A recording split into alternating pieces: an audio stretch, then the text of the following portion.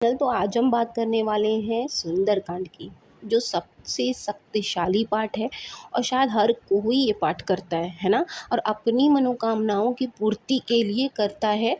लेकिन क्या फ़र्क पड़ता है अगर आप मंगलवार को करते हैं और क्या अंतर है अगर आप शनिवार को करते हैं? ये कुछ मतलब कुछ ही लोगों को ऐसा कुछ पता होता है। वैसे तो आप प्रतिदिन अगर नियम बनाते हैं तो आपको प्रतिदिन ही करना चाहिए, लेकिन क्योंकि समय का अभाव होता है, हर किसी को काम करना होता है, चाहे वो लेडीज़ हो और चाहे वो जेंट्स हो, तो पॉसिबल नहीं है। तो लोग कुछ दिन को चुनते हैं जिस दिन वो पाठ करना चाहते हैं। तो उसका क्या फ़र्क पड़ता है वो हम आज बात करेंगे।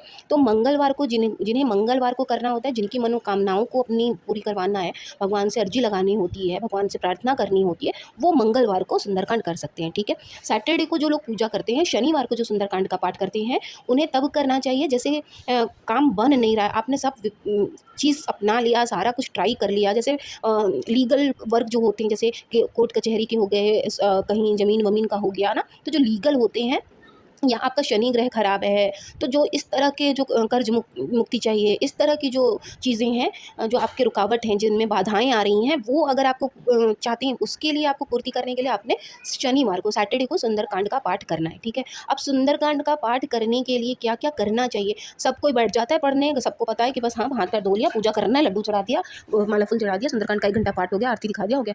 नहीं, हर पूजा का नियम होता है। तो जब आप पूजा पाठ करने बैठें किसी का भी, तो जैसे अगर आपने सुंदरकांड का पाठ करना है, तो सुंदरकांड का पाठ करने के लिए अगर आप मंगलवार को कर रहे हैं तो पीला वस्त्र धारण कर लें। लाल भी पहन सकते हैं, और अगर शनिवार को भी कर रहे हैं तो आप पीला या लाल ही वस्त्र धारण करें। और अगर पुरुष कर रहे हैं तो उनके पास अगर लाल कुछ नहीं है तो वो पीला गमछा रख सकते हैं या दुपट्टा रख सकते हैं, जो भी उनके पास है वो एक उनके सर पे दुपट्टा, चाहे वो लेडीज़ हो या जेंट्स हो, आप लाल दुपट्टा ही रख लें, पीला दुपट्टा ही रख लें। लेकिन वस्त्र आपका पूजा के लिए भी शुद्ध होना चाहिए और मतलब डेडिकेशन होना चाहिए आपका पूजा के प्रति। तो आपने लाल या पीले वस्त्र को ही आपने प्राथमिकता देनी है। आप अधिकतर देखते भी होंगे कि भगवान को जो कपड़े चढ़ते हैं वो लाल या पीले ही होते हैं, और लाल या पीले कपड़े पर ही हम उन्हें जो है बिछाकर, उनके कपड़े जो है वहाँ पर ही हम उन्हें बिठाते भी हैं। तो कपड़ों का रंग आपके पाठ आप पढ़ते हैं ना, उसमें जो लिखा हुआ दोहा है वो लाल होना चाहिए। इस बात का आप ध्यान रखें, जब भी आप बुक खरीदें, काला ना हो, लाल हो। अगर आप लाल लिखा हुआ पढ़ते हैं तो उससे भी आपको 100% आपको फ़ायदा समझ में आएगा। अच्छा, अब सुंदरकांड पढ़ते कैसे हैं? पढ़ने के लिए जब हमारा दोहा 60 दोहे होते हैं इसमें, तो जहाँ से शुरू होता है ये जामवंत के वचन सुहाए, तो उसके पहले हमें संपुट लगाना होता है। अब संपुट क्या होता है? वो 2 लाइन का एक दोहा होता है जो हमें बोलना होता है। जैसे ज़्यादातर लोग बोलते हैं, मंगल भवन अमंगल हारी, द्रवहु शुद्ध दशरथ अजर बिहारी। तो जो ये दोहा है वो आप शुरू में भी बोलेंगे, और जब ये जामवंत के वचन वाला वो जो पूरा पैसेज खत्म हो जाता है उसके बाद भी आपको यही लाइन बोलनी होती है। तो ये जो दोहा है मंगल भवन, ये तब बोला जाता है जब आपके घर में आप चाह रहे हैं कि कुछ अच्छा होता रहे, लेकिन हो नहीं रहा है, बार बार अमंगल हुआ जा रहा है। मतलब काम, बहुत लोगों की शादियां टलती चली जाती हैं, आप अच्छा कुछ सोचते हैं वो हो नहीं पा रहा है, शुभ काम आपके घर में नहीं हो पा रहा है, तो आपने ये वाला संपुट आपको लगाना होता है जब भी आप सुंदरकांड पढ़ रहे हैं। ठीक है। फिर होता है बीमारी के लिए। बीमार जो लोग हैं उनको अगर लगाना है बीमारी से मुक्ति पाने के लिए, तो नासै रोग हरै सब पीरा, जपत निरंतर हनुमत बीरा, ये लगाया जाता है संपुट। ठीक है। फिर एक और जो कॉमन है, सभी के यहाँ आता है, दीन दयाल बिरद संभारी, हरहु नाथ मम संकट भारी। कि अगर आपके ऊपर ऐसा संकट आ गया है जो आप किसी को बता नहीं सकते, किसी से शेयर नहीं कर सकते, वो आप प्रभु हनुमान से करेंगे, प्रभु राम से करेंगे, तो वो ज़रूर पूर्ण होंगे। उसके लिए आपको ये लगाना होता है, दीन दयाल बिरद संभारी, हरहु नाथ मम संकट भारी। ठीक है।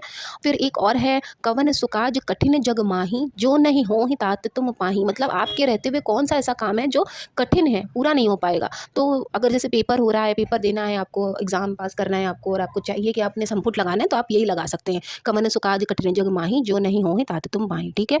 तो आई होप आपको ये समझ आ रहा होगा कि सुंदरकांड में भी आपको पढ़ने के लिए अलग अलग संपुट लगाना होता है, क्योंकि हमारी मनोकामनाएं अलग अलग हैं। तो हमको अपनी बात को कहने का, जैसे आप अपने पापा या मम्मी को अगर कोई बात कहना होता है, तो कुछ ऐसी बात होती है जिसके लिए आपको उन्हें मनाना होता है, तो आप मनाते अपने तरीके से, है ना, तरीका ढूंढते हैं। तो वैसे ही प्रभु के सामने अपनी बात रखने के लिए आपको तरीका ढूंढना होगा कि आप अपनी मनोकामना किस तरह से भगवान के सामने रखते हैं। ठीक है। पहली तो ये बात हो गई। दूसरी बात ये है कि भगवान, जब भी आप हनुमान की पूजा करें, तो सबसे पहले आपको भगवान श्री राम, राम दरबार की फ़ोटो आपके पूजा घर में ज़रूर हो। और दूसरा ये है कि आपको श्री गणेश जी की आरती पूजा पहले करनी होगी, तब उसके बाद आप हनुमान जी की पूजा करेंगे। ठीक है। हनुमान जी जो है वो प्रभु श्री राम से ही खुश होते हैं, उनके नाम से ही वो खुश हो जाते हैं। तो आप अगर उन तक पहुँचते हैं तो उसके पहले ही वो आपकी बात सुन लेते हैं। अगर आप उनको लगता है कि वो काम तो वही पूरा कर देंगे, भगवान श्री राम से कहने की क्या ज़रूरत है, तो वो वहीं तुरंत आपकी मनोकामना को पकड़ लेते हैं और अपनी जो है आपकी अर्जी वो तुरंत स्वीकार स्वीकार कर लेते हैं। और प्रभु श्री राम जो है वो हनुमान, ये जो सुंदरकांड होता है वो इसीलिए होता है कि प्रभु श्री राम उनकी जो सुंदरकांड उन्होंने किया, जो भी कांड उन्होंने किया लंका में जाकर, उनकी जो चर्चाएं हैं उसको सुनकर प्रभु श्री राम खुश हो जाते हैं। तो उनके आदेशानुसार भगवान हनुमान जो है वो आपकी मनोकामना को पूरी करते हैं, अगर आपने अपनी प्रार्थना, अपनी मनोकामना को सच्चे मन से भगवान को बता दिया। तो कोशिश यही करें कि पूजा पाठ में कहीं गलती ना हो। मेरा भी यही प्रयास था एक छोटी सी वीडियो बनाकर आपको यही बताने का कि हम लोग पूजा कर लेते हैं, पर छोटी छोटी चीज़ों को अगर हम ध्यान में रखें, कभी कभी लगता है ना कि अरे ये नहीं कर रहे थे, नहीं हुआ, 1 महीना किया छोड़ दिया, नहीं, निरंतर करते रहिए। क्यों नहीं सुनेगा कोई, क्यों नहीं सुनेगा कोई, सुनेंगे। बस अपने भक्ति में इतना स्ट्रांग ले आइए, इतना तेज ले आइए ना कि सुना कर ही मानिए प्रभु को। क्यों नहीं सुनेंगे, बिल्कुल सुनेंगे। तो इसलिए